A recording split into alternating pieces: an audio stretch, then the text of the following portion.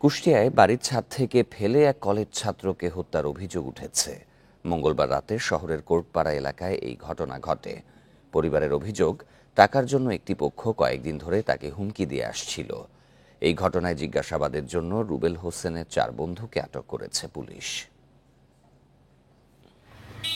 কুষ্টিয়া শহরের কোর্টপাড়া এলাকার 4তলা ভবনের উপর থেকে কিছু পড়ার শব্দ পায় পথচারী ও স্থানীয়রা।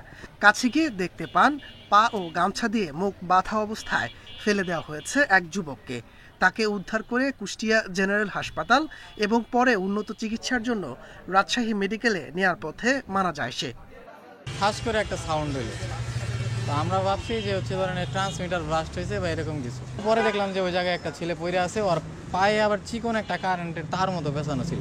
একটা ছেলেকে হাত পা বাঁধা এবং তার মুখে গামছা এমনভাবে পেঁচিয়ে রাখা হয়েছে, মানে শ্বাসরুদ্ধকর অবস্থা। নিহতের স্বজনদের অভিযোগ, বেশ কিছুদিন ধরে কোনো একটি পক্ষ রুবেল হোসেনকে টাকার জন্য মোবাইলে হুমকি দিয়ে আসছিল। এজন্য সে বাসা থেকে বেশ কিছু টাকাও নিয়ে আসে। বাইক ব্ল্যাকমেল করে খালি টাকা নিচ্ছিল, প্রায় 60-70 টাকা বাড়ির থেকে নেছে, মানে আমার কাছ থেকে 8,000, আমার ভাইয়ের কাছ থেকে 4,000। মর্মান্তিক এ হত্যার ঘটনায় বাকরুদ্ধ রুবেলের স্বজন ও এলাকাবাসী। রাত 12টার সময় আমারে ফোনে দিয়ে জানালে কয় যে আছে রুবেল অ্যাক্সিডেন্ট করেছে, অসুস্থ হয়েছে, নিয়ে যান। ওই বাসার 3তলা ভাড়া নিয়ে মেস হিসাবে থাকতেন রুবেল সহ 9 জন।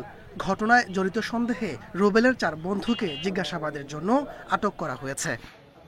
কয়েকজনকে একটু প্রাথমিক জিজ্ঞাসা করা হচ্ছে, এখনো তেমন কোনো তথ্য আমরা পাইনি।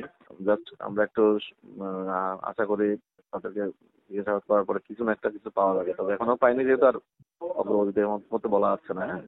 নিহত রুবেল হোসেন কুষ্টিয়া পলিটেকনিক ইনস্টিটিউটের পাওয়ার ডিপার্টমেন্টের 6ষ্ঠ সেমিস্টারের ছাত্র। হত্যাকাণ্ডে জড়িতদের দ্রুত গ্রেপ্তার ও বিচারের দাবিতে বিক্ষোভ সমাবেশ করেছে তার সহপাঠীরা।